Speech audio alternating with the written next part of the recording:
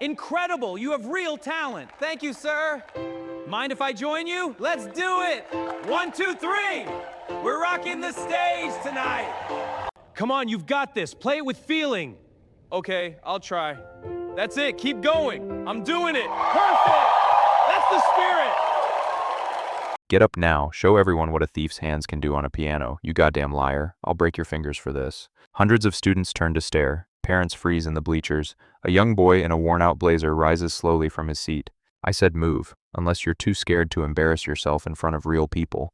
Bryson Hayes walks toward the stage. His shoes are held together with tape. His hands tremble slightly at his sides, but his voice doesn't waver. I'll play, sir.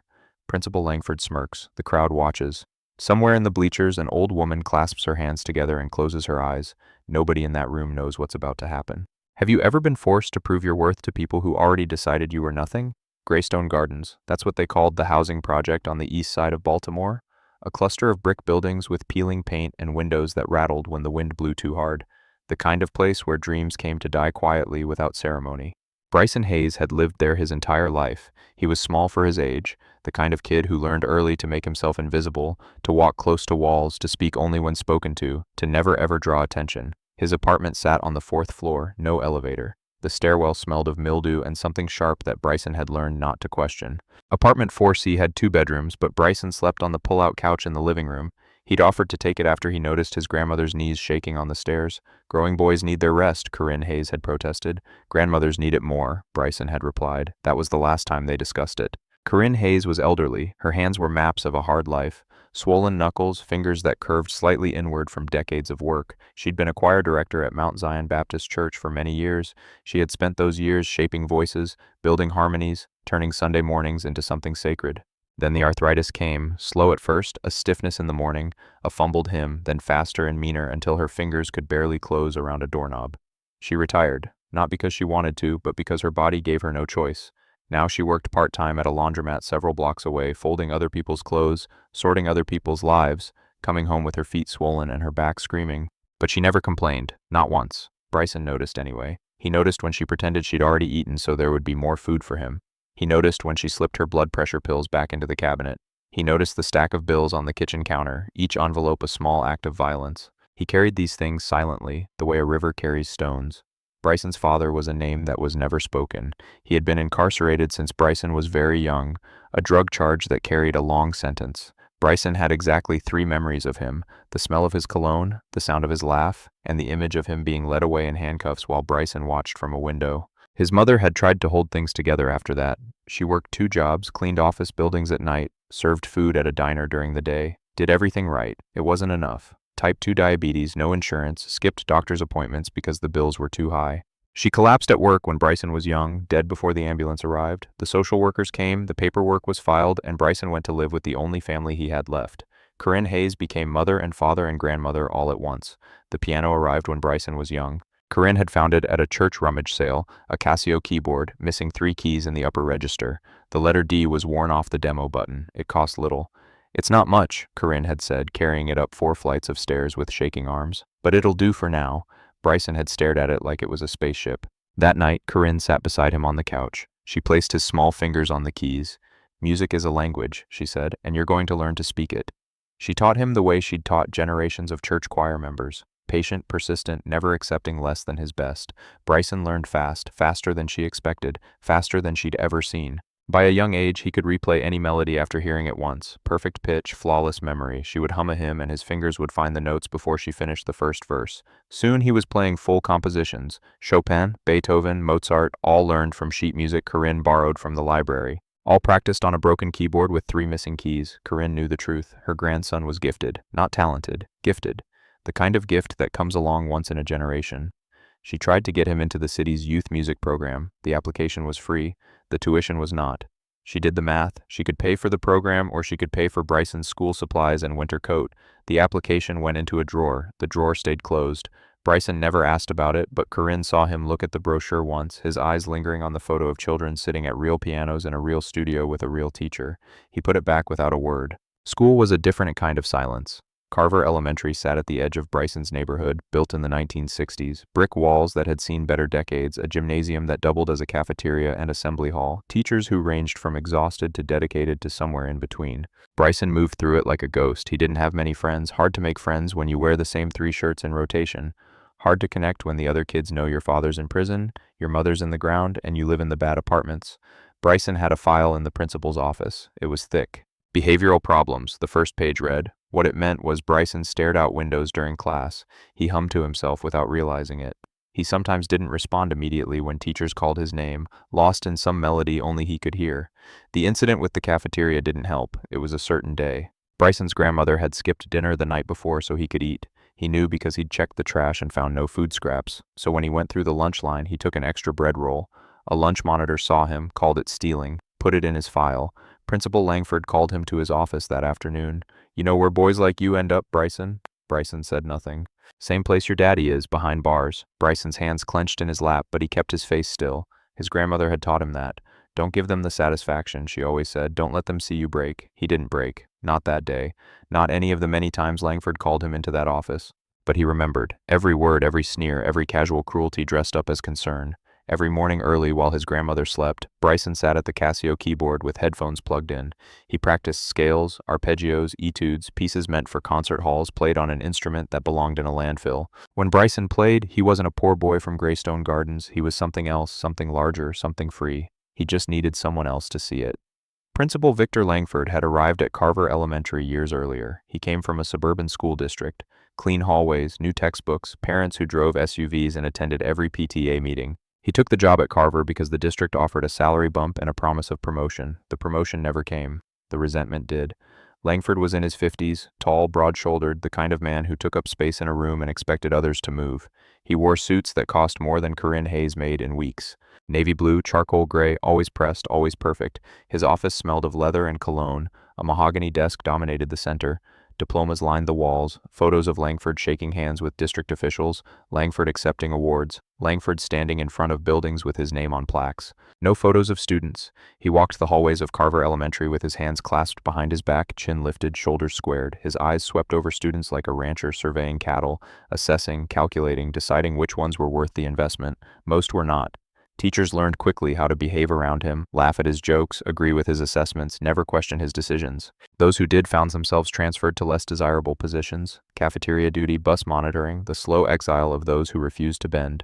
Mrs. Marlene Thompson was the exception. She was elderly, the only black teacher on staff.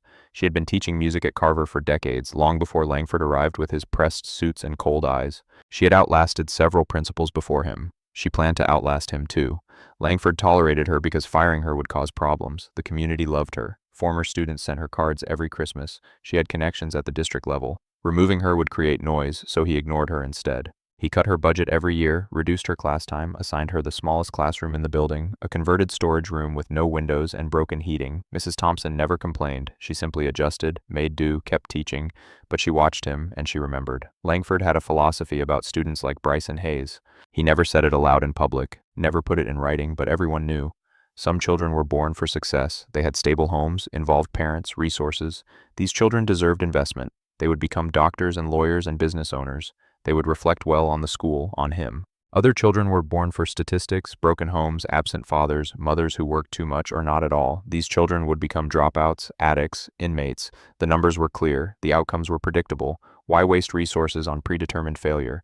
Bryson Hayes had a file that screamed predetermined failure. Father incarcerated, mother deceased, living with an elderly grandmother on a fixed income, behavioral issues. Caught stealing from the cafeteria. Langford saw the file and saw a future prisoner. He made sure Bryson knew it. Many visits to the principal's office in one school year. Each time, Langford would let Bryson sit in the hard plastic chair, let him wait, let the silence stretch until it became its own kind of punishment. Then the lesson would begin. "You know what the recidivism rate is for boys like you, Bryson?" Bryson wouldn't answer. He never did. "That means many boys from your background end up right back where their fathers are." Langford would lean forward, lower his voice, make it sound like concern. "I'm trying to help you, son. I'm trying to prepare you for reality." Bryson would stare at a spot on the wall. His face was blank, his hands still. He never gave Langford the satisfaction of a reaction. This infuriated the principal more than defiance ever could. Shortly before the spring assembly, something changed. Mrs. Thompson submitted Bryson's name for the musical performance slot. She included a note describing his abilities, his natural talent, his potential. Langford rejected it without reading past the first line. When Mrs. Thompson asked why, he didn't bother to hide his contempt. "We're showcasing our best, Marlene, not our charity cases." Mrs. Thompson's eyes went cold, but she said nothing. Not yet. The performance slot went to Connor Whitaker instead, the son of PTA president. Connor had been taking private piano lessons for some time. He was technically competent, emotionally empty, the kind of player who hit every note correctly and moved no one, but his mother donated generously to school events. His father played golf with district officials. Connor Whitaker would perform at the spring assembly. Bryson Hayes would watch from the floor with the other students. That was the plan, but plans have a way of changing, and Principal Victor Langford was about to make the biggest mistake of his career. The spring assembly was the biggest event of the school year. Parents took time off work. Grandparents drove in from across the city. District officials attended to evaluate the school's progress. Local news sometimes sent a camera crew. For Principal Langford, it was a performance, his performance. The gymnasium had been transformed, folding chairs arranged in perfect rows, a stage constructed from wooden risers, banners celebrating student achievement hung from the walls. Everything was polished. Everything was controlled. Students sat cross-legged on the hardwood floor. Parents and community members filled the bleachers. Near the front, Superintendent Laura Kensington sat with a notepad on her lap. Her presence made Langford stand a little taller, smile a little wider. Corinne Hayes sat in the back corner of the bleachers. She had taken time from the laundromat to be here, lost wages she couldn't afford. But Bryson had mentioned the assembly several times that week, and she knew what that meant. It mattered to him, so it mattered to her. She wore her Sunday dress, the blue one with white buttons, the one she saved for church and funerals. Bryson sat on the gymnasium floor with his classmates. He could feel his grandmother's presence behind him like a warm hand on his shoulder.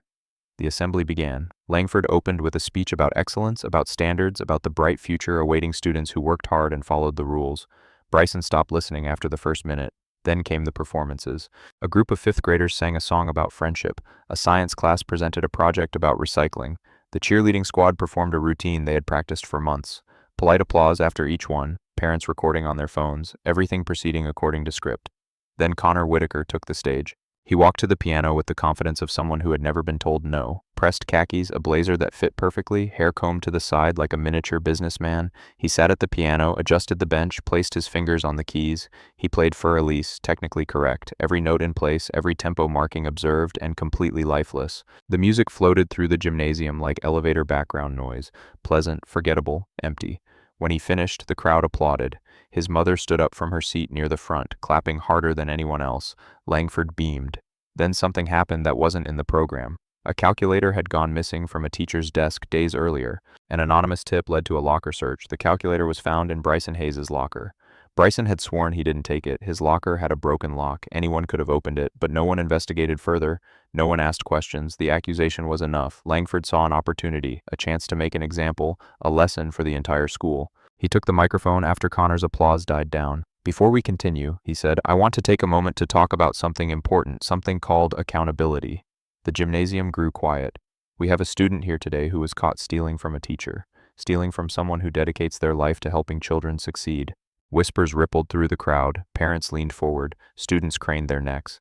"Instead of hiding the situation, I believe we should address it openly, publicly, because that's what accountability means." He paused. Let the silence build. "Bryson Hayes, please stand up." Hundreds of heads turned. Bryson felt the blood drain from his face. His legs refused to move. "Bryson, don't make me ask again." He stood slowly. His second-hand blazer suddenly felt like a spotlight. Langford smiled, the kind of smile that had no warmth in it. "Now, I've heard rumors that Mr. Hayes considers himself quite the musician. Mrs. Thompson seems to think he has some sort of special talent." He gestured toward the old upright piano against the wall, the one used for holiday concerts, and ignored the rest of the year. Two teachers wheeled it to center stage. "So let's give him a chance to show us right here, right now, in front of everyone."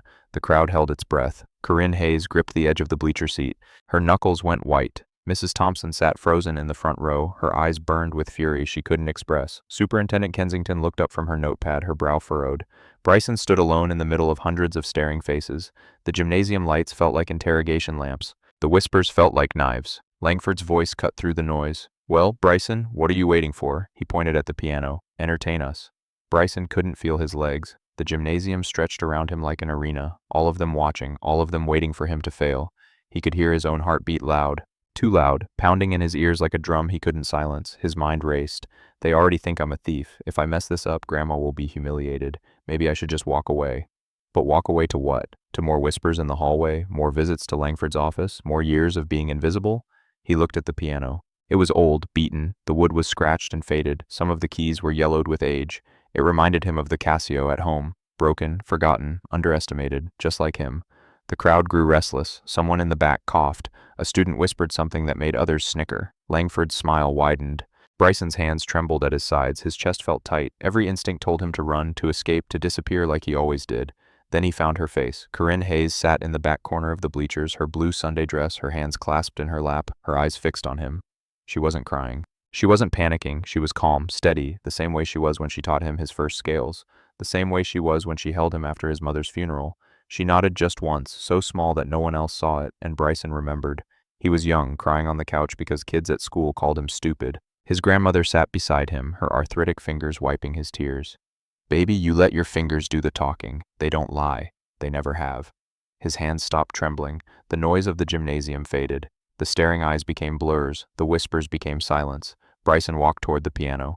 Each step felt like a mile, but he kept walking past the rows of students, past the smirking teachers, past Langford's satisfied gaze. He reached the bench, sat down. The wood was cold beneath him. He placed his hands on the keys, ivory and ebony, worn smooth by decades of use.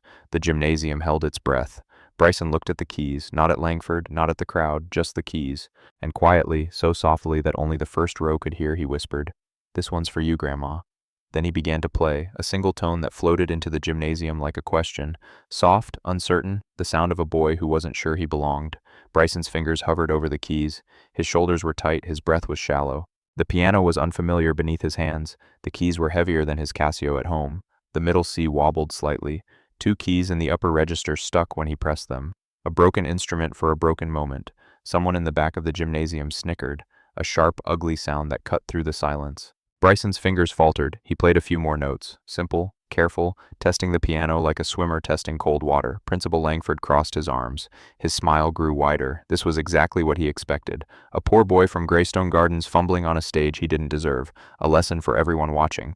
A reminder of the natural order of things. More snickers from the students. Whispers from the parents. "Is that it? I thought he was supposed to be good." "This is painful to watch." A boy in the second row elbowed his friend. "My little sister plays better than that." Laughter rippled through the crowd. Langford's chest swelled. He glanced at Superintendent Kensington, hoping she was taking note. This was what happened when you gave opportunities to children who didn't deserve them. This was why standards mattered. Corinne Hayes closed her eyes. Her lips moved silently. A prayer, a hope, a grandmother's faith in a grandson the world had written off. Mrs. Thompson gripped the arms of her chair. Her elderly heart ached for the boy at the piano. She had seen his gift. She knew what lived inside him, but she couldn't play for him. She couldn't save him. He had to save himself. Bryson heard the whispers, felt the doubt pressing down on him like a physical weight. His chest tightened, his vision blurred at the edges. For a moment he considered stopping, standing up, walking away, accepting the defeat that everyone expected.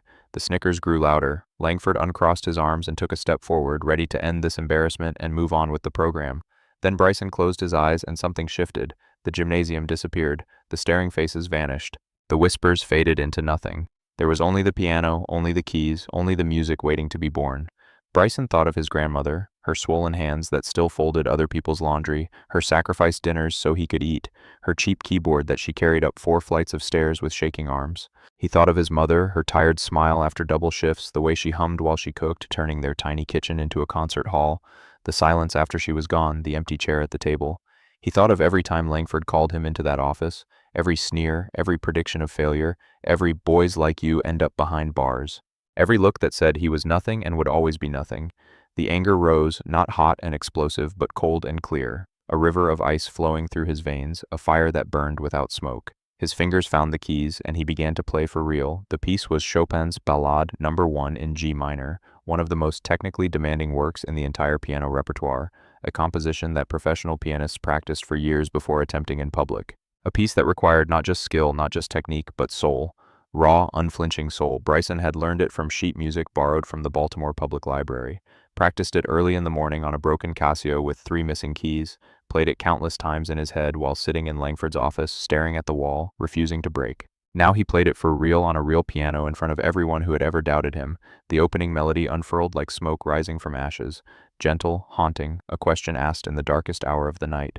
The snickering stopped, the whispers died. The gymnasium went completely silent. Bryson's fingers moved across the keys with growing confidence. The notes flowed from somewhere deep inside him. Not from memory, not from practice, from something older, something truer, something that had been waiting his entire life for this moment. The music told a story. It spoke of loss, of longing, of a boy who grew up too fast in a world that gave him nothing. It spoke of his mother's last breath in a hospital he couldn't afford to visit. His father's handcuffs glinting in the morning sun. His grandmother's prayers whispered in the dark when she thought he was sleeping. It spoke of pain, but not only pain, it spoke of defiance. The melody grew stronger, more insistent, more alive. Parents who had been checking their phones looked up, their screens forgotten. Teachers who had been leaning against the wall pushed themselves forward, drawn by something they couldn't name. Students who had been whispering fell silent and stared with wide eyes. Something was happening, something none of them expected, something that didn't fit into the neat categories of their assumptions. Mrs. Thompson's hand rose to her mouth. Tears spilled down her weathered cheeks, carving rivers through decades of strength, decades of teaching music, decades of searching for this kind of gift, decades of hoping to witness what she was witnessing right now. And here it was, sitting at a battered piano, wearing a secondhand blazer, playing Chopin like he was born for it. The ballade built in intensity. Bryson entered the middle section. The tempo shifted like a change in weather. The emotion deepened like water turning from stream to ocean. His body began to move with the music, not for show, not for performance, but because the music demanded it, because it lived inside him and needed to get out. His fingers flew across the keys, fast, precise, fearless. The passages that would have made conservatory students tremble, he played with the ease of breathing. The runs that took professionals months to master, he executed flawlessly, each note crystalline, each phrase shaped with an instinct that couldn't be taught. The piano responded, old and neglected as it was. It seemed to wake up from a long sleep, to remember what it was built for, to remember the hands of the masters who had played its ancestors. The notes rang out clear and true, filling the gymnasium with sound that no one expected from an instrument that had been shoved against a wall and forgotten. The music swelled. Superintendent Laura Kensington removed her glasses slowly. Her notepad sat forgotten on her lap. Her eyes glistened with tears. She didn't try to hide. In her many years of education, she had never witnessed anything like this. Coach Raymond Brooks, who had never said a kind word to Bryson, stood frozen by the exit door. His mouth hung open, his arms dropped to his sides. He had coached athletes for many years, and he knew talent when he saw it. This was beyond talent. The PTA president, who had championed her son's mediocre performance, sat stunned. She looked at Connor. Connor was staring at Bryson with something that looked like awe, something that looked like understanding, something that said he knew he had just witnessed the difference between practice and gift. And Principal Langford, his smile was gone. He stood at the side of the stage, arms still crossed, but his face had transformed. The satisfaction had drained away like water from a cracked vessel. In its place was something else. Confusion, disbelief, the slow, creeping realization that he had made a terrible mistake, that he had underestimated something he couldn't control, that the boy he tried to humiliate was humiliating him instead. Bryson didn't see any of it. His eyes were closed. His world had shrunk to the 88 keys beneath his fingers and the music flowing through his veins and the truth he was finally telling. The ballade reached its climactic section. Cascading arpeggios tumbled like waterfalls. Thundering chords crashed like storms over mountains. Passages that demanded everything from the performer poured from his fingers without hesitation. Technical brilliance and emotional depth woven together in a tapestry of sound that filled every corner of the gymnasium. Bryson's fingers moved faster than seemed humanly possible. The music swelled and crashed like waves against a shore. It screamed and whispered. It raged and wept. It built and released and built again. Every broken promise his mother made before she died, every skipped meal his grandmother pretended not to notice, every time someone looked at him and saw only his father's mistakes, every time Langford called him a future statistic, every time the world told him he was nothing, he poured it all into the keys, and the keys transformed it into something unbearably beautiful. The gymnasium was no longer a gymnasium. The fluorescent lights seemed to dim into candlelight, the squeaky hardwood became marble flooring, the folding chairs became velvet seats in a grand concert hall. Hundreds of people sat in the presence of something rare, something that came along once in a generation, something that poverty and prejudice and systemic neglect had tried to bury but couldn't kill. Genius. Pure, undeniable, radiant genius. The ballad approached its final passage. The tempo slowed like a heartbeat finding peace. The thundering chords gave way to something softer, more tender, a melody that ached with terrible beauty. Bryson played the final measures, each note deliberate as a final breath, each phrase a goodbye to the boy he used to be. The music grew quieter, gentler, like a storm passing over the horizon, like a wound beginning to heal, like forgiveness offered without words. He played the final chord. His hands lifted from the keys, and then there was silence. Complete, absolute, breathless silence. Not the silence of boredom, not the silence of disinterest, the silence of hundreds of people who had forgotten how to breathe. Seconds passed. The silence stretched like eternity, like the moment before dawn breaks, like the space between lightning and thunder. Then Corinne Hayes stood up. She didn't clap. She didn't cheer. She simply rose from her seat in the back corner of the bleachers, tears streaming down her face, and placed her trembling hand over her heart. One person clapped, then another, then many, then the entire gymnasium exploded. Parents leaped to their feet. Teachers wiped their eyes. Students who moments ago were laughing scrambled up from the floor, screaming his name. Bryson! Bryson! Bryson! The applause was deafening, thunderous, a wave of sound that shook the walls and rattled the windows and drowned out every snicker that had come before. Mrs. Thompson sobbed openly, her face buried in her hands, her body shaking with joy. Superintendent Kensington stood applauding, her notepad forgotten on the floor, tears running freely down her cheeks. Connor Whitaker clapped harder than anyone, genuine wonder transforming his young face. Coach Brooks wiped his eyes with the back of his hand, no longer pretending it was sweat. And Bryson, young boy in a second-hand blazer, shoes held together with tape and prayer. He sat at the piano with his eyes still closed. For a moment, he didn't move. The applause washed over him like warm water after years of cold, like sunlight after a long winter, like the embrace he had been waiting for his entire life. Then slowly he opened his eyes, and for the first time in as long as he could remember, Bryson Hayes smiled. The applause refused to die. It rolled through the gymnasium in waves. Each time it seemed to fade, someone new rose to their feet and it swelled again. Parents who had never met Bryson Hayes chanted his name. Students who had mocked him minutes ago screamed until their throats went raw. Bryson sat at the piano, overwhelmed. His hands still rested on the keys as if letting go would break the spell. Then a voice cut through the noise. That's the boy they called a thief. A father in the middle section standing with his phone still recording. Another parent responded loud enough for everyone to hear. That's the boy they've been hiding. The energy shifted. The applause transformed into something else, something sharper. The crowd's joy mixed with anger, not at Bryson, at the system that had tried to bury him. Whispers became accusations. Why wasn't he in the program? Who decided he couldn't perform? What else have they been lying about? Eyes turned toward Principal Langford. He stood frozen at the side of the stage. His face had gone pale, then red, then pale again. His arms hung at his sides. His perfect posture had crumbled. He looked for allies. The PTA president wouldn't meet his eyes. She stared at her lap, her cheeks flushed with shame. Coach Brooks had stepped away, putting distance between himself and the principal. The teachers who had laughed at his jokes suddenly found the ceiling very interesting. Victor Langford stood alone. Superintendent Laura Kensington rose from her seat. The gymnasium fell quiet. Everyone knew who she was. Everyone understood that her presence meant power, real power. The kind that could end careers with a signature. She walked toward the stage. Her heels clicked against the hardwood floor. Each step echoed in the silence. She didn't look at Langford, didn't acknowledge him at all. She walked directly to Bryson. The boy looked up at her, still seated at the piano bench. His eyes were wide, uncertain. He had never spoken to someone this important in his life. Superintendent Kensington extended her hand. "Young man."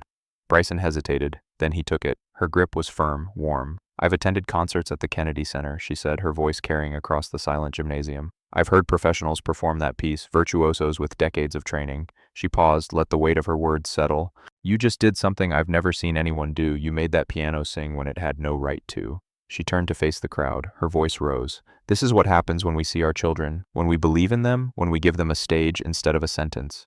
The crowd erupted again, louder than before. Vindicated, Mrs. Marlene Thompson made her way to the stage. Her elderly legs moved faster than they had in years. She climbed the steps and wrapped her arms around Bryson. He stiffened at first, then melted into the embrace. "I told them," she whispered into his ear. "I told them who you were." Bryson held her tighter. Then he pulled back, straightened his second-hand blazer, looked out at the crowd, and for the first time he looked at Principal Langford, the man who had called him a future prisoner, the man who had made him sit in that plastic chair many times, the man who had dragged him onto this stage to be humiliated. Bryson didn't shout, didn't accuse, didn't raise his voice. He simply said, "I didn't steal that calculator, sir." The gymnasium went silent. Bryson held Langford's gaze. "But even if I had," he paused, let the moment breathe. "That piano knew the truth."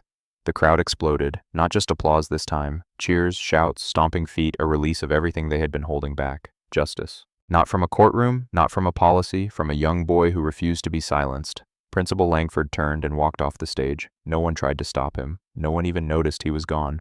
The gymnasium emptied slowly. Parents lingered, hoping to shake Bryson's hand. Students crowded around him, asking questions he didn't know how to answer. Teachers who had ignored him for years suddenly wanted photographs. Bryson stood in the middle of it all, overwhelmed and uncertain. Then he felt a hand on his shoulder. Corinne Hayes had made her way down from the bleachers. Her blue Sunday dress was wrinkled from gripping the seat. Her eyes were red from crying, but her face glowed with something Bryson had never seen before. Pride. Unguarded, unashamed pride. She didn't say anything. She just pulled him into her arms and held him like she would never let go. "You did it, baby," she whispered. "You let your fingers talk." Bryson buried his face in her shoulder. For a moment he was not a prodigy, not a symbol, just a boy being held by the woman who had given everything for him. The crowd gave them space. Even strangers understood that this moment was sacred. After the assembly, Superintendent Kensington asked to speak with Corinne and Bryson privately. They sat in an empty classroom. 3 plastic chairs arranged in a circle. The fluorescent lights buzzed overhead. It felt strange to be in a school building for something other than trouble. Kensington leaned forward, her hands clasped. "Mrs. Hayes, I need you to understand something. What your grandson did today was extraordinary, not just the performance, the courage it took to sit at that piano after what Principal Langford did to him." Corinne nodded slowly. Her guard was still up. She had learned long ago not to trust institutions. "I'm launching an investigation," Kensington continued, "into the theft accusation, into Principal Langford's disciplinary record, into how this school has treated students like Bryson." She paused. "This is not going to be swept under the rug." Corinne's eyes filled with tears, not of sadness, of relief, of finally being heard. The investigation moved quickly. Later, the truth emerged. Security footage from the hallway showed another student opening Bryson's locker. The calculator had been planted. A prank, the boy claimed. "Everyone picks on Bryson anyway." The boy received a suspension. His parents apologized publicly. Principal Victor Langford was placed on administrative leave pending a full review of his tenure. The district examined his disciplinary records. The patterns were damning. Black and brown students suspended at higher rates, gifted programs filled with children of wealthy donors, complaints buried, concerns ignored. Langford never returned to Carver Elementary. Later, he resigned from education entirely. The last anyone heard, he was managing a storage facility in Delaware. No classroom, no microphone, no power. His name became a cautionary tale in district training sessions, a reminder of what happens when authority becomes cruelty. But the story didn't end with Langford's fall. It continued with Bryson's rise. Later, a letter arrived at Greystone Gardens. It was addressed to Bryson Hayes. The return address was the Baltimore School for the Arts. Corinne's hands trembled as she handed it to him. Bryson opened it slowly, read the first line, read it again. Full scholarship, private lessons with a professor from the Peabody Institute, access to Steinway grand pianos, a chance to study with students who shared his gift. Everything he had dreamed of, everything Corinne had prayed for. Bryson looked at his grandmother. She was already crying. "We did it, Grandma," he said. She shook her head. "No, baby, you did it. I just held the ladder."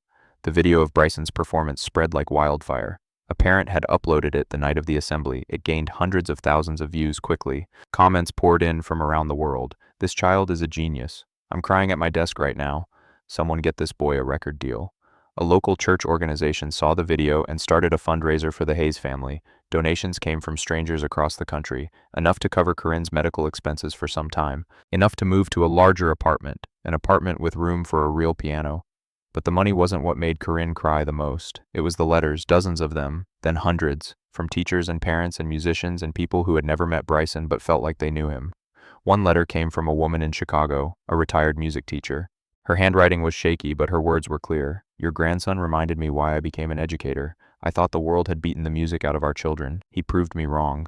Corinne pinned that letter to the refrigerator. It stayed there for years, right next to Bryson's scholarship acceptance, right next to a photograph of his mother smiling in the kitchen where she used to hum. A family reunited by music. A legacy carried forward, a future that finally matched the dream. He was nervous on his first day at the new school. The hallways were wider than Carver Elementary. The students carried instrument cases worth more than his grandmother's car. Everyone seemed to belong except him. He walked with his head down, old habits. Then a girl his age stopped him in the corridor. "You're Bryson Hayes, right? The kid from the video?" He nodded, braced himself for whatever came next. She grinned. "Play something for us at lunch. We want to hear what all the fuss is about." For the first time at a new school, Bryson smiled. He wasn't invisible anymore. Mrs. Marlene Thompson retired at the end of that school year. Decades of teaching, decades of fighting for students the system wanted to forget. But before she left, she attended one final concert, Bryson's first public recital at the Peabody Institute. He played Chopin's Ballade No. 1 in G minor. The same piece, the same soul, but this time on a Steinway grand piano. This time in a concert hall with velvet seats and perfect acoustics. This time for an audience that had come to celebrate him, not humiliate him. The standing ovation lasted several minutes. Mrs. Thompson sat in the front row, her eyes closed, her hands folded in her lap, tears streaming down her face. Decades of searching for this moment. It was worth every single day. There are people in this world who will look at you and see only what they expect to see.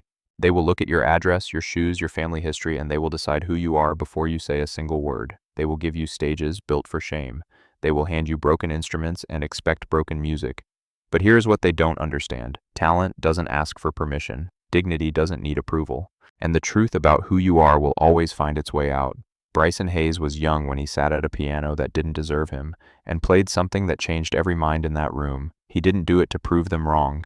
He did it because the music was already inside him waiting, and when he let it out, there wasn't a smirk in the world that could survive it. So, here's my question for you. What is the song you have been too afraid to play? What is the gift you have been hiding because someone told you that you weren't worth hearing? Maybe it is time to find your piano. Maybe it is time to let your fingers do the talking. If this story moved you, subscribe. Share it with someone who needs to hear it today, because next week there is another story coming. Another person the world tried to silence. Another truth that refused to stay buried, and you don't want to miss it. A principal entrapped a young boy onto a stage to humiliate him. Minutes later, the principal's career was over. But the part that breaks my heart is what Bryson had to survive just to reach the piano. The principal thought poverty meant no potential, thought a broken home meant a broken future, thought he could humiliate Bryson into accepting his place at the bottom. But here's what he didn't understand. When you've already lost everything, your mother, your father, your dignity many times in that principal's office, fear stops working. You have nothing left to lose except the truth. Bryson didn't play the piano to prove Langford wrong. He played because talent doesn't wait for permission, because genius doesn't ask if you're rich enough to deserve it. Here's what gets me. Bryson had to be a prodigy just to be seen as human, had to play one of the hardest pieces in classical music perfectly just to prove he wasn't a thief. What about the kids who aren't prodigies, who don't have viral moments, who get leveled out and discarded before anyone hears their story? They're still sitting in those classrooms, still being judged by their zip codes, still told what their futures will be before they're old enough to choose. Share this if you believe every child deserves to be heard. Comment what gift were you told you didn't deserve. Subscribe for more stories proving potential lives everywhere, if we are brave enough to see it. Bryson's grandmother taught him something powerful. Let your fingers do the talking, because the truth always finds its voice.